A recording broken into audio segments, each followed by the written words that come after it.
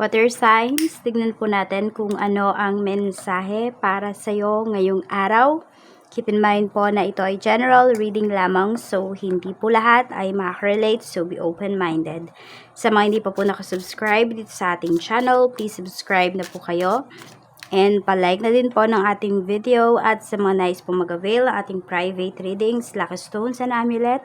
But wala pala tayong lucky stones ngayon. Kung hindi, evil eye amulet lang po ang ating available. So message na lang po kayo sa ating Facebook page, Tarot Intentions by Aliana Reyes. Tignan natin. Energy ngayong araw for water signs. Tignan natin spirit guide. We have new chapter. I'm trying to move on. So ayan, sa mga heartache, sa mga bagay na in-expect po ninyo pero hindi nangyari, so pwedeng nile-let go nyo na yan. So pwede rin naiisip ninyo na this is your new life, water sign, so mas kailangan i-embrace nyo ito at tanggapin ba, ganyan. I'm trying to move on. Tignan natin kung ano pa yung mensahe para sa'yo.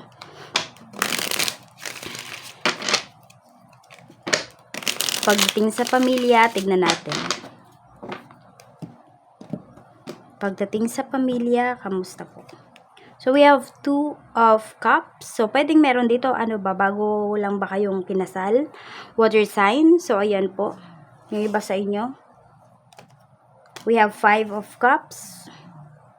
Oh, meron dito sa family members, pwedeng may naghiwalay pala.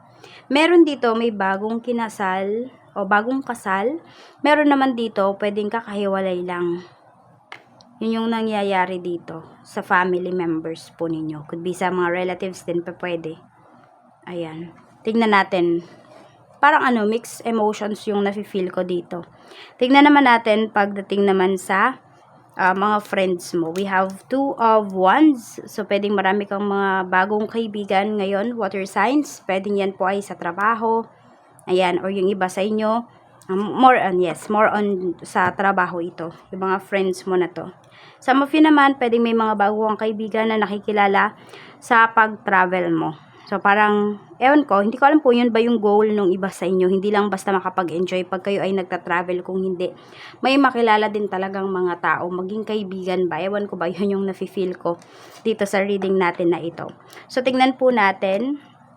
Or pwede rin naman, laging meron ka ditong dalawang kaibigan na lagi mong kasama every time na magta-travel ka. So, travel buddy mo ba sila? Check natin. So, parang ang dami na nga nagsiselos sa inyo. Sa inyong tatlo ba? Sasamahan po ninyo. Tignan natin, parang mas close ka pa sa kanila kaysa sa mga kapatid mo. Parang ganun, may energy na ganoon. So, check natin pagdating naman po sa love life. Sa love life, we have 3 of wands. Mayroon tayo ditong 7 of swords. So, yung iba po sa inyo, pwedeng para bang nag-observe lang kayo pagdating sa person ninyo, pagdating sa taong kadil ninyo ngayon, hindi kayo masalita. Okay? Pwedeng tinitignan ninyo kung may pinangako sa inyo yung isang tao. You try to see kung gagawin niya ba talaga. Yan. Hindi ka nagde-demand, water signs, but observant ka dito. Tinitignan mo, okay, tignan natin, kaya niya bang gawin yung mga sinasabi niya, yung mga pinangako niya sa akin.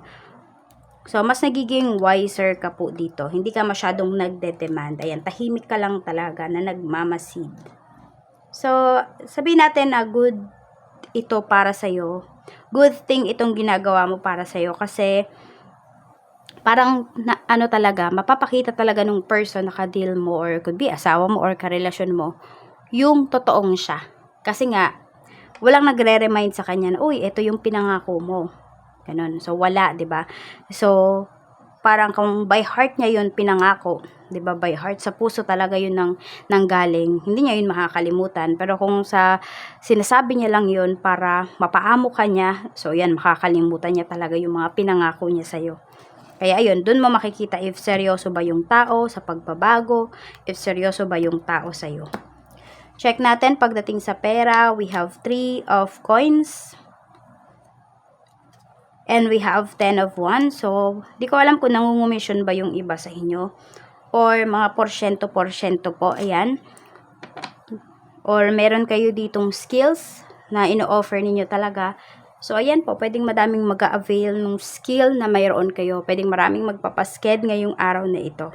So, happy kayo dito kasi nakikita po ninyo yung mga pinaghirapan ninyo. For example, meron dito nagpe-paint kayo. So, pwedeng may mag-commission po sa inyo. Okay? Or meron dito gumagawa ng mga, sabihin natin, mga poems, mga ganyan. Tingnan natin. So, yan po, kikita po kayo ngayong araw na ito. Or sabihin natin, maganda yung kaperahan po ninyo. Water signs today. Pwedeng meron kayo ditong bonus na marireceive. Or malaking tip coming from your client. Sa career naman po, we have strength.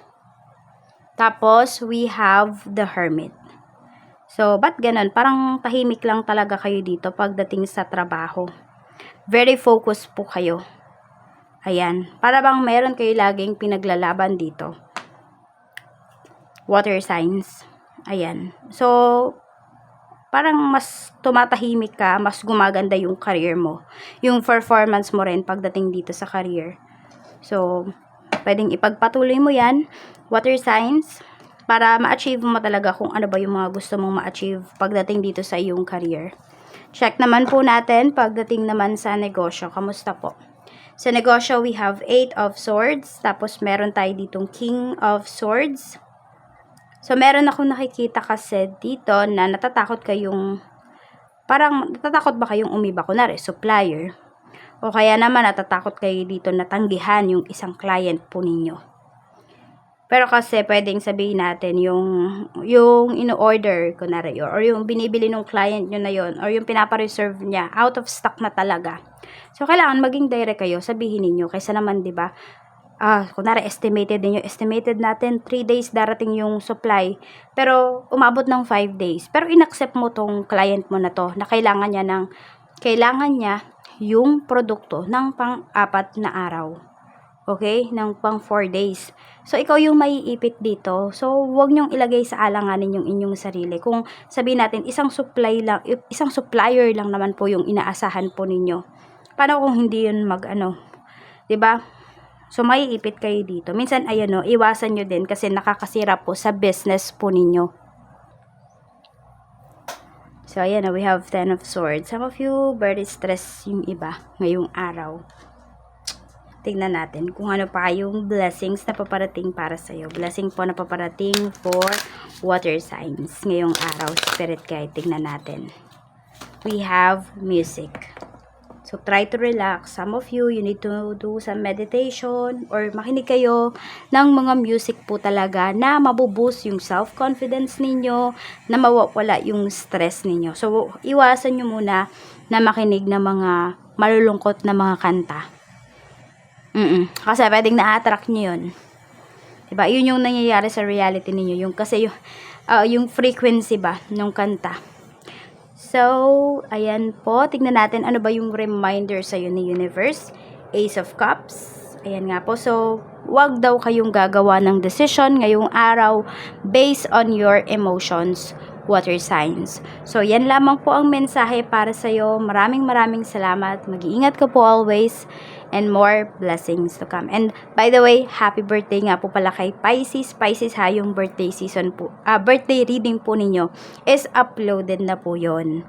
Yan, kaya i-watch nyo na po. Para po yun sa inyo. Bye-bye!